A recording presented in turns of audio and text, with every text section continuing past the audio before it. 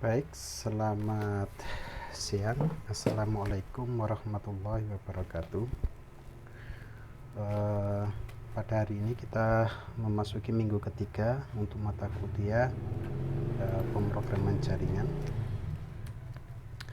Pada sesi ini kita akan mencoba untuk mengimplementasikan bagaimana pemrograman soket yang menghubungkan antara device satu dengan device yang lain atau komputer satu dengan komputer yang lain menggunakan soket programming. Dalam hal ini, pada kesempatan ini saya menggunakan Visual Studio dengan bahasa pemrograman C#. Tetapi sebelum mengarah ke sana, saya mengingatkan kembali materi minggu kemarin. Coba kita recap ulang atau kita ingat kembali konsep-konsep yang ada pada soket programming. Baik, gitu ya. Jadi materi ini membahas bagaimana implementasi komunikasi soket dengan bahasa C#.NET. Yang perlu diketahui pertama yaitu mengapa soket. Seperti pertemuan sebelumnya bahwa soket merupakan protokol komunikasi over TCP/IP yang mengikuti model OSI layer. Bisa dilihat pada gambar di sebelah kanan. Yang sebelah kanan ini adalah standar OSI model, di mana dia terdapat 7 layer mulai application, presentation, session, transport, network, data link, physical. Dan di model TCP/IP itu disederhanakan menjadi 4 layer, di mana application, presentation, session pada OSI model itu dijadikan satu menjadi layer application. Terus pada OSI model transport dan network layer itu tetap yaitu di sebelah kiri TCP/IP model yaitu transport network. Sedangkan layer data link dan physical pada OSI model itu dirangkum menjadi layer network interface pada TCP/IP model. Pada dasarnya adalah sama saja ini ya konsepnya, cuma ini disederhanakan. Jadi pada minggu kemarin sudah kita diskusikan bahwa komunikasi sebenarnya tidak hanya bertumpu pada protokol soket TCP/IP, melainkan bisa menggunakan protokol yang lain seperti interconnection atau I2C misalnya, atau SPI serial peripheral interface atau yang lainnya. Cuma pada umumnya untuk interface tersebut hanya berlaku untuk komunikasi dengan jarak jangkauan rendah. Artinya akan terjadi loss data atau hilangnya data atau sering korup data jika diterapkan pada jaringan yang sangat luas. Sehingga TCP/IP merupakan de facto dari jaringan yang paling luas di dunia. Dengan dukungan internet itu kita bisa menjangkau ke hampir seluruh dunia. Pada intinya soket itu bekerja pada layer bekerja pada protokol TCP/IP. Sedangkan mungkin nanti di mata kuliah yang lain seperti IoT atau microcontroller, atau suatu saat kalian bekerja di industri yang mengontrol mesin melalui program, biasanya tidak menggunakan soket tetapi menggunakan protokol yang lain yang saya sebutkan tadi, misalnya I2C, SPI, USB, atau yang lainnya. Cuma pada bahasan ini kita fokus pada protokol TCP/IP dengan penerapan soket. Soket sendiri merupakan komunikasi yang tidak mempedulikan jenis platform yang digunakan. Selama standar komunikasi sesuai, maka semua device bisa saling berkomunikasi. Jadi konsepnya seperti itu. Tidak peduli sistem operasi yang digunakan di kedua sisi atau istilahnya multicast ya, tapi nggak perlu dibahas lebih dalam mengenai komunikasi. Artinya multicast itu koneksi lebih dari satu hub atau satu node, nggak masalah. Selama dia sepakat antara sisi satu dengan yang lainnya itu sepakat menggunakan soket, maka dia akan bisa dikoneksikan. Tidak peduli daya Android atau Windows atau Mac atau Linux atau apapun. Selama sistem operasi itu mendukung API soket, maka dia bisa dikoneksikan. Dan pada umumnya hampir semua sistem operasi itu mendukung soket TCP/IP. Mengapa? Karena jaringan itu ya adalah jaringan yang paling luas di dunia, sehingga tidak mungkin vendor tidak menyediakan API soket pada masing-masing sistem operasi. Sehingga ini pentingnya mempelajari soket, karena bisa jadi proyek-proyek kalian kelak akan berhubungan atau menghubungkan antara titik satu dengan titik yang lain secara remote atau jarak jauh. Soket banyak digunakan di berbagai perangkat jaringan karena secara de facto protokol TCP yang paling luas jaringannya di dunia adalah didukung oleh banyak sistem operasi dan perangkat. Jadi gini, yaitu tadi yang saya utarakan tadi, bahwa jaringan terluas itu menggunakan TCP/IP, sehingga soket menjadi primadona tentunya ya. Hampir semua sistem operasi mendukung API soket. Semua aplikasi berbasis jaringan TCP/IP pasti memanfaatkan protokol soket. Contoh aplikasi yang memanfaatkan soket itu Telnet, DNS, SMTP, mungkin FTP atau mail. Jadi misalnya saya tambah lagi ini FTP, apalagi POP, terus SMTP, dan macam-macam. Meskipun kita sebagai pemakai tidak menyadari bahwa secara background itu komunikasi yang terjalin itu menggunakan soket.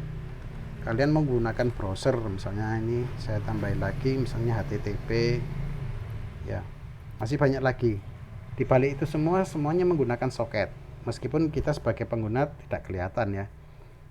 Dan ini di posisi application, artinya yang mengelola nanti seandainya kalian membuat aplikasi custom, ya kalian sendiri yang memanage bagaimana transmisi atau pengiriman dan penerimaan data antar kedua titik.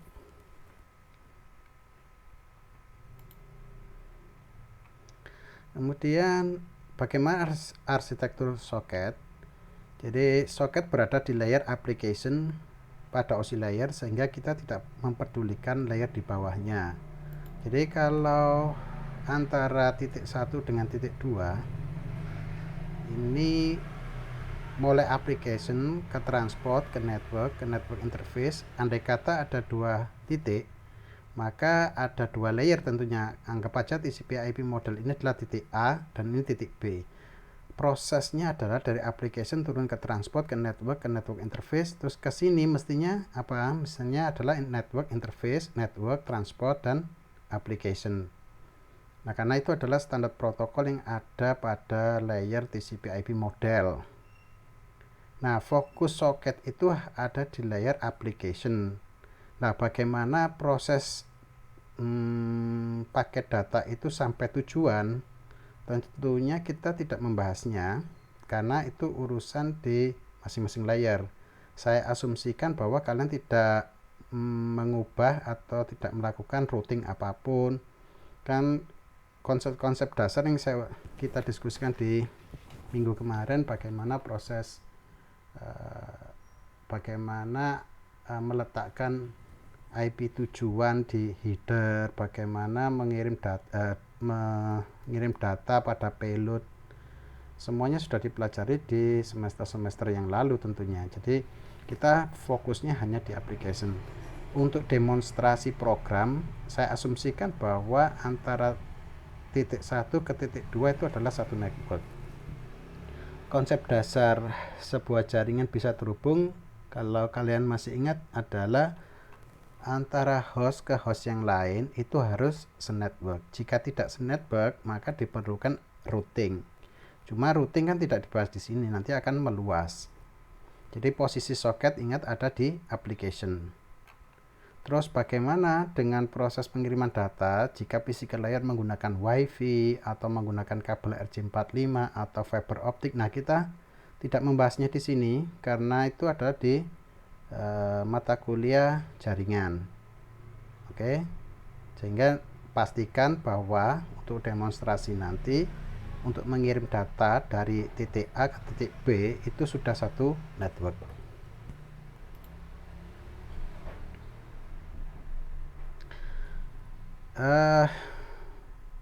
Ini ya, jadi saya ulangi lagi, khusus OSI layer khusus model OSI layer 3 tentang routing dan layer 1 tentang physical layer dianggap telah kalian paham karena telah dijelaskan pada mata kuliah yang lain. Ada 2 key point yang perlu dicatat tentang soket. Pada dasarnya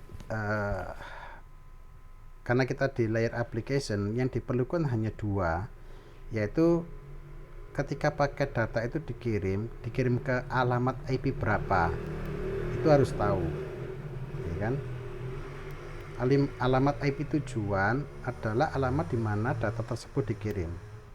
Nah, bagaimana cara mengirimnya, atau apakah melewati network atau lintas network atau networknya sama, itu urusan di layer 3.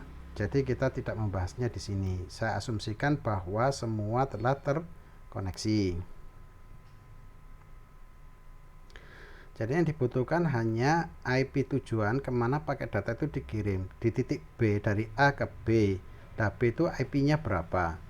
Atau bisa juga jika menggunakan nama domain, misalnya ke coba-coba.com, katakanlah seperti itu. Asalkan dia memiliki IP public dan bisa diakses, maka data bisa terkirim. Ingat ya. Jadi yang dibutuhkan hanya 2, yaitu IP tujuan atau DNS. Atau nama domain boleh. Yang berikutnya adalah port. Kalau kalian ingat di mata kuliah jaringan, port itu berfungsi untuk membedakan jenis aplikasi apa yang dituju. Karena katakanlah dari A ke B, atau kalian komputer kalian, contoh yang mudah ya, kalian bisa membuka aplikasi browser, bisa mendownload, bisa meng-email secara paralel. Bagaimana komputer tahu sedangkan IP tujuannya atau IP penerima, posisi IP di komputermu itu sama? Nah, yang membedakan adalah port. Kapan browser, berarti 80 contohnya ya, atau 80. Kapan kamu download menggunakan FTP, misalnya FTP itu portnya 25. Kapan kamu mengirim dengan email dengan Gmail yang portnya mungkin kalau SMTP nggak tahu lah berapa, atau misalnya 583. Nah, IP di lokal networkmu kan sudah tertera, tapi kamu bisa menerima secara paralel dengan IP yang sama. Artinya yang membedakan adalah port. Yang perlu dicatat ketika kalian membuat custom aplikasi yang memanfaatkan soket, ya, jangan menggunakan port yang lazim digunakan oleh aplikasi general. Misalnya, jangan gunakan IP 80 atau 25 atau yang lain. Dikhawatirkan misalnya di komputermu ada XAMPP yang notabene merupakan aplikasi service untuk web server localhost. Yang umum digunakan adalah 8080. Sedangkan kamu membuat aplikasi di mana di situ ada soket server dan soket client. Soket server kamu set portnya menjadi 80. Itu yang membuat konflik. Ketika ada incoming data atau request connection dari client, dia akan bingung dikirim kemana. Taruhlah IP-nya sama, terus ke port mana? 80. Ya 80 diarahkan ke XAMPP dan nggak akan pernah sampai ke aplikasi servermu. Nah, itu aja, sederhana. Berikutnya,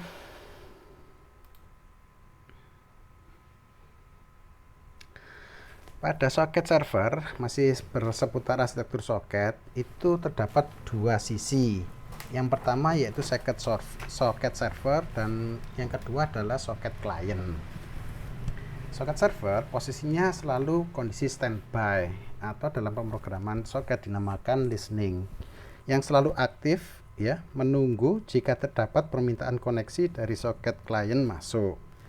Setelah koneksi jaringan terbentuk, kemarin kan ada konsep dedicated three-way handshaking, mulai ACK plus SYN, baru dikembalikan lagi ACK, artinya dia terbentuk koneksi, baru mengirim data dari klien ke server atau sebaliknya.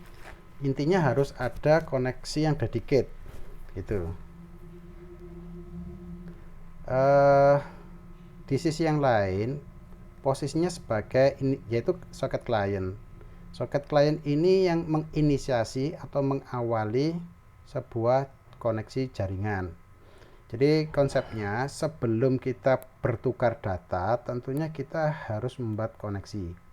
Taruhlah ada sungai, kamu tidak bisa mengirim barang dari titik A ke titik B yang di tengahnya ada sungai. Nah, tentu diperlukan sebuah jembatan. Nah, jembatan itulah koneksi namanya. Sehingga setiap kali akan mengirim data atau menerima data, maka dibuat koneksi terlebih dahulu dengan server. Nah, tugas yang menginisiasi atau mengawali sebuah koneksi itu adalah klien. Sedangkan server tadi posisinya selalu listening, artinya selalu mendengar. Ketika ada request dari klien manapun, dia siap gitu. Jangan sampai misalnya gini, soket klien menginisiasi koneksi ke server, sedangkan servernya masih tidur, artinya dia tidak siap untuk membuat koneksi. Ini juga nggak akan terbentuk sebuah koneksi soket. Oke. Jadi klien soket itu menginisiasi atau mengawali jaringan ke soket server. Sama ya, setelah koneksi jaringan terbentuk dengan konsep dedicated three-way handshaking, selanjutnya keduanya dapat saling bertukar data. Untuk lebih jelasnya silakan perhatikan di gambar sebelah kanan itu. Jadi pertama, menginisiasi atau pembentukan objek ya. Kalau kalian sudah mendapat pemrograman berorientasi objek, jadi kita membuat instan dari kelas soket yang disediakan oleh API dari sistem operasi. Nah, tentunya masing-masing API pada sistem operasi berbeda-beda, antara Android, iPhone, Linux, atau Windows itu berbeda-beda. Tapi insya Allah itu sudah disediakan, karena soket itu paling banyak digunakan, komunikasi protokol yang paling banyak digunakan. Jadi jangan khawatir, semua library API-nya sudah disediakan. Jadi langkah awal pertama, kedua-duanya di sisi server side maupun client side itu adalah dibentuk sebuah instan dari kelas soket. Terus di sini dibinding, artinya itu mengikat atau gampangnya mengaktifkan instan tadi. Setelah itu kondisinya adalah listen. Listen artinya dia kondisi standby, ready, siap. Bila mana ada request atau permintaan koneksi dari klien. Apakah klien ini harus satu aja? Oh tidak. Jadi klien di sini boleh lebih dari satu. Cuma untuk memudahkan deskripsi dari arsitektur soket, stacknya seperti ini. Oke, ketika dia listen, ini standby, artinya server sudah siap. Nah, client soket juga sama-sama membentuk instan dari kelas soket. Nah, ini dia yang mengawali sebenarnya ya. Connect dulu, request permintaan untuk koneksi ke server. Nah, di sini terjadi connection setup. Artinya secara background kalian tidak melihat itu terjadi karena konsep TCP/IP abstraknya sudah terbentuk di dalam. Kalian tidak perlu mengurusi ini karena ini ada di OSI layer maupun di TCP/IP model layer. Jadi kalian tidak usah mengurusi ini, semua terbungkus dalam API soket. Ketika client soket meminta request untuk connection set, dia sebenarnya ada 3 kali kan. Di sini ada ACK, kembali lagi ACK SYN, kembali lagi ACK, artinya koneksi bisa terbentuk. Nah, setelah itu server side memberi status accept, diterima. Nah, bagaimana yang tidak bisa terbentuk? Contoh misalnya salah IP atau yang lain nggak akan bisa terbentuk karena tidak satu jaringan. Saya asumsikan bahwa client socket, server socket pada kasus kita nanti adalah satu jaringan. Apakah beda jaringan? Tidak boleh ya, boleh-boleh aja asalkan di tengah-tengah ini melewati beberapa router jika perlu. Oke, kita tidak bahas itu ya. Setelah accept, nah baru di sini terjadi pengiriman data. Ini send, receive, di sini send, receive, dan seterusnya lah sampai data itu habis. Katakanlah ada 1 megabyte. 1 megabyte tidak mungkin dikirim secara bersamaan.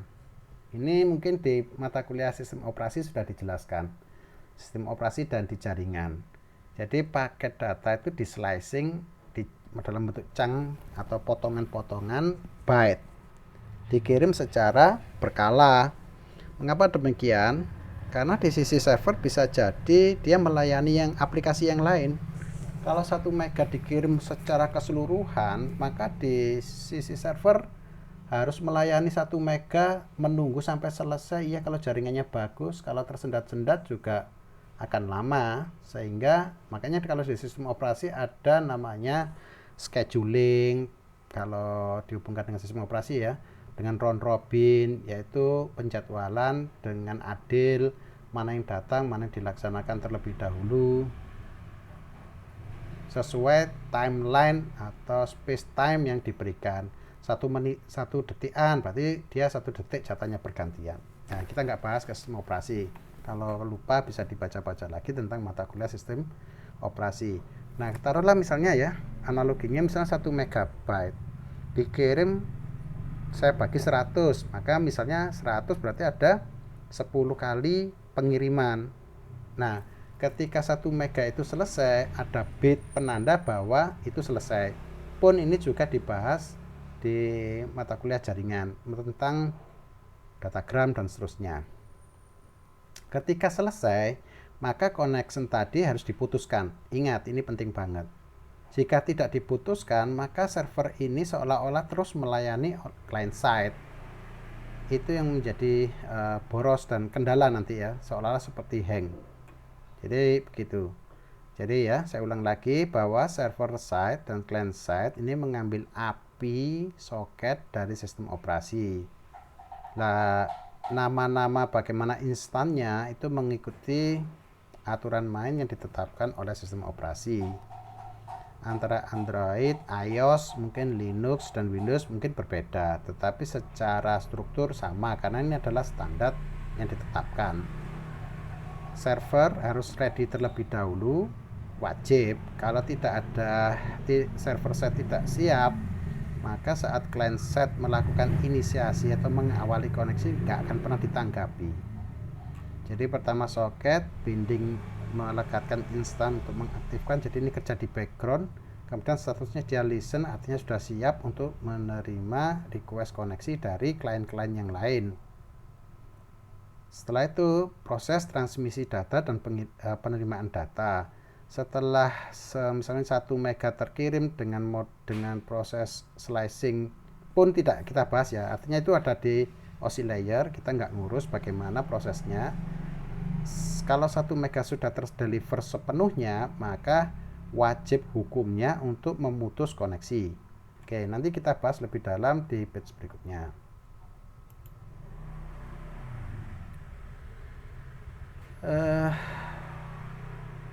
Model komunikasi antara klien dan server socket itu ada 2, yaitu sinkronus atau mode blocking, dan yang kedua adalah asinkronus atau mode non blocking. Apa maksudnya? Jadi kalau sinkronus mode blocking, mode ini dicirikan bahwa request dan respon, artinya request dari klien permintaan dan server merespon dilaksanakan secara berurutan.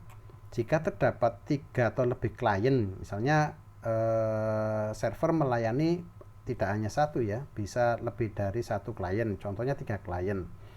yang minta untuk dilayani oleh socket server, maka klien yang datang pertama akan dilayani sampai transmisi data selesai dan status koneksi diputuskan close. Demikian seterusnya hingga klien ketiga dilayani. Semuanya berlaku secara bergantian selama status koneksinya open, maka klien lain tidak bisa terhubung dengan server. Jadi kalau kembali ke halaman yang tadi ya, jadi taruhlah ini klien 1. Klien 1 kalau sinkronus artinya berurutan, ngantri gitu, ngantri. Server tidak akan melayani klien lain selama klien pertama belum selesai mengirim data. Atau paling mudahnya posisi server tidak akan berhenti selama status keduanya belum close. Jadi kalau ada 3 klien, taruhlah ini klien pertama, kirim data 1 mega, selesai close, maka klien set hilang sudah. Yang pertama hilang. Berikutnya sesuai antrian, maka klien kedua selesai putus. Nah, klien ketiga selesai putus. Jadi tidak bisa secara paralel berjalan bersamaan. Itu sinkronus. Kalau asinkronus mode atau non blocking istilahnya dikatakan yang sinkronus dikatakan blocking bagaimana? Karena ketika dia melayani salah satu klien yang belum selesai, dia akan memblocking atau menutup semua koneksi sampai klien tersebut menutup koneksinya. Sehingga semua di blocking.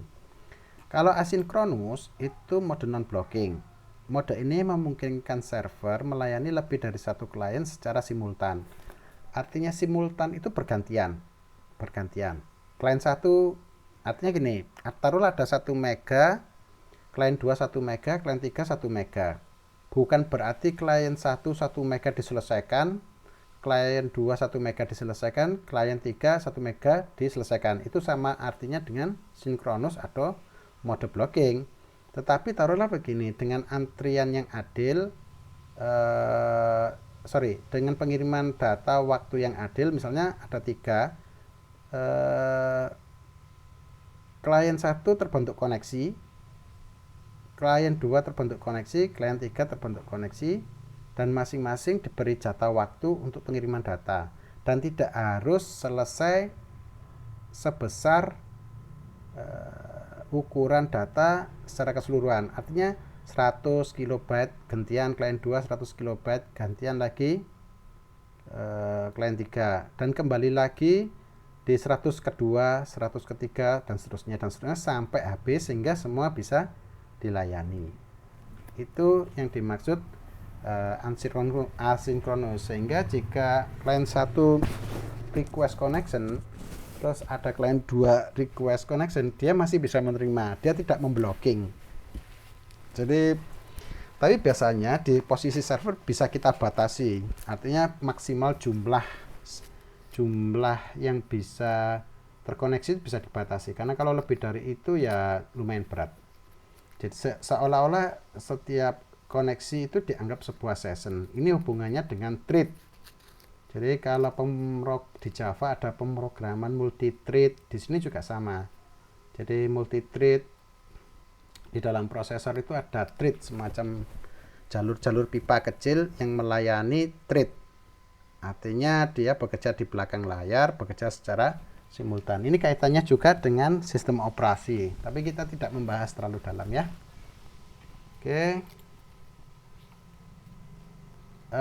Hal terpenting dalam soket adalah setiap kali koneksi terbentuk, artinya dia atau terbuka, maka jangan lupa untuk menutup koneksi tersebut. Bila tidak, maka akan terjadi hal berikut. 1. Jika pada mode non-blocking asinkronus, non-blocking ya, maka akan menghabiskan sumber daya server soket karena banyak terjalin koneksi tapi tidak digunakan. Jadi kalau asinkronus tadi kan mengizinkan beberapa klien terhubung ke server secara paralel. Lah, kalau kalian tidak menutup koneksi ketika pengiriman data selesai, dia selalu terbuka terus. Nah, ini pentingnya untuk membatasi maksimal koneksi maksimal koneksi yang dapat dilayani oleh server. Namun akan muncul permasalahan baru. Taruhlah maksimal yang bisa dilayani 5 koneksi. Kondisi terbuka semua, maka ketika ada klien ke-6 session baru, dia tidak akan bisa masuk karena statusnya masih open connection dan maksimal 5. Itu juga masalah. Seandainya di bawah itu, artinya di bawah itu maksimal 5, terus kamu buat connection 1 belum di closing, terus kamu buat 2, 3 dan seterusnya, 1, 2 sudah selesai tidak di closing, maka itu pemborosan, memberatkan server. Jika koneksi soketnya menggunakan blocking atau sinkronus, maka klien lain tidak akan dilayani. Ini yang kedua ya, tidak akan dilayani dan terkesan server menjadi hang. Kenapa? Karena terus open, dia menunggu request atau setelah request connection oke. Antara klien 1 connection terbentuk, dia ngirim data sudah selesai, tapi koneksinya tidak pernah close. Karena blocking atau sinkronus itu akan melayani sampai dianggap connection itu close, baru pindah. Kalau ada request baru maka dia melayani, tapi jika tidak pernah ditutup, seolah-olah klien yang pertama belum selesai untuk mengirim data, sehingga klien 2, 3 tidak bisa masuk. Nah, itu yang perlu diperhatikan, karena saya sendiri sering mengalami lupa untuk menutup koneksi ketika pengiriman data usai. Oke, lanjut. Nah, sebagai percobaan, ini topologinya sederhana saja. Kasusnya begini, di rumah saya itu menggunakan MyRepublic. Nah, di MyRepublic itu dikasih satu router access point. Artinya di situ ada Ethernet, juga ada WiFi, 2 physical layer.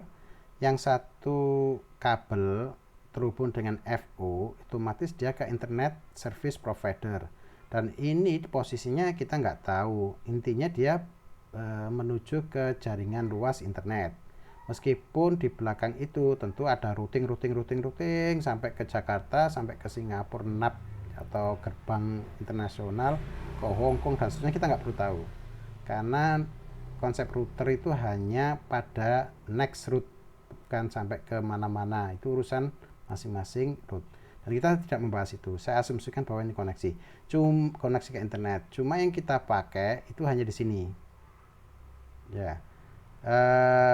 Punya kalian bisa jadi IP-nya berbeda. Mungkin kalau ingin ngoprek-ngoprek, lihat-lihat access point routermu, ya silakan. Biasanya secara default 192.168.1.1 dengan user password biasanya admin biasanya. Kalian bisa lihat di situ. Ya. Di sini menggunakan WiFi. Jadi di rumah saya itu menggunakan WiFi. Kalian bisa cek IP lokal di masing-masing komputer dengan menggunakan berita ipconfig pada command prompt. Contohnya di sini laptop saya adalah 192.168.1.6. Taruhlah ada komputer lain di jaringan rumahmu, jaringan lokal itu 192.168.1.5, terserah. Lah, IP ini di-provide atau disediakan oleh router access point yang bertindak sebagai DHCP server, biasanya seperti itu. Dan umumnya adalah 192.168.1.1. Nah, percobaannya nanti bisa dalam satu mesin atau satu IP host itu bisa bertindak sebagai soket server, juga bisa bertindak soket klien. Bisa pula nanti terhubung, jadi kamu misalnya ngirim teks dari komputer ini ke komputer di IP 6 dan IP 5 juga bisa. Nanti kita coba bertahap, sementara kita memanfaatkan satu komputer dulu.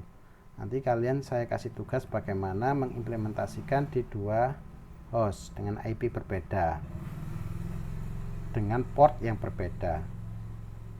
Oke. Jadi kita coba yang satu network aja. Intinya kita bermain-main di transmisi data pada jaringan secara jarak jauh atau remote. Dalam hal ini saya menggunakan WiFi. Terus bagaimana cara mengetahui IP dari komputermu? Nah, itu bisa menggunakan, mungkin kalau masih ingat, itu pakai ipconfig.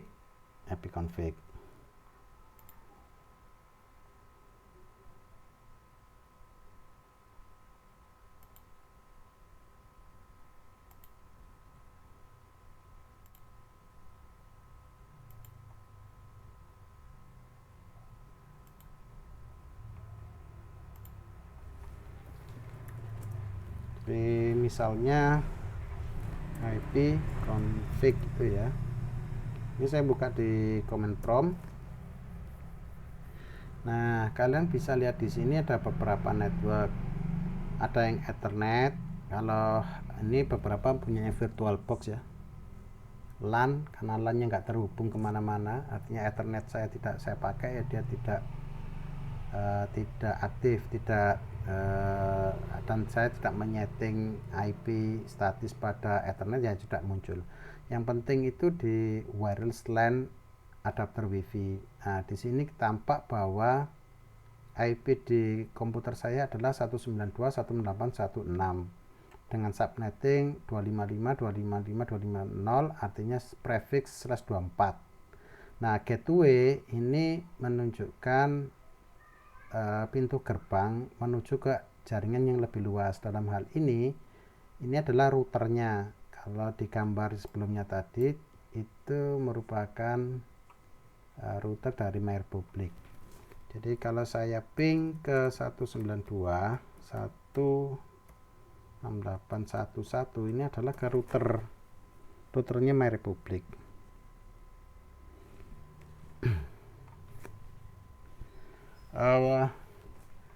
Saya kira nggak terlalu sulit. Kita tidak menggunakan jaringan internet, kita cukup memanfaatkan jaringan lokal kita. Contoh yang lain, misalnya ping ke 192.168.1.4.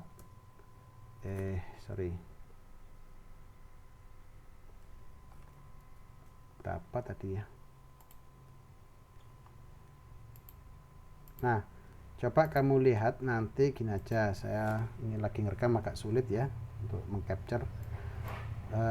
Coba ping ke, misalnya kalau di rumahmu terkoneksi jaringan, maka coba ping ke IP Androidnya. Harusnya dia akan terhubung. Saya asumsikan bahwa itu sudah connect dan kita siap membuat aplikasi soket dengan memanfaatkan soket. Oke, untuk teori sampai di sini. Di sesi berikutnya akan saya coba mendemonstrasikan bagaimana membuat aplikasi untuk mengirim data teks dari satu titik ke titik yang lain dengan memanfaatkan soket. Mungkin saya langsung live ya. Nantinya saya coba live, bisa jadi ada kendala-kendala. Nah, nanti coba kamu perbaiki ya. Artinya tidak bisa sempurna karena live, supaya kalian tahu tahapan-tahapannya, bagaimana membuat aplikasi soket dengan Visual Studio C#. Nah, nanti kalau memang memungkinkan waktunya akan saya buatkan petunjuk dalam bentuk Word di samping demo secara live, sehingga membantu kalian untuk memahami bagaimana membuat aplikasi secara jarak jauh, mengirim data teks dari titik satu ke titik berikutnya. Demikian yang bisa saya sampaikan di sesi pertama ini. Terima kasih, dan akan kita lanjutkan di sesi kedua untuk best practice membuat program dengan C#. Terima kasih. Assalamualaikum warahmatullahi wabarakatuh.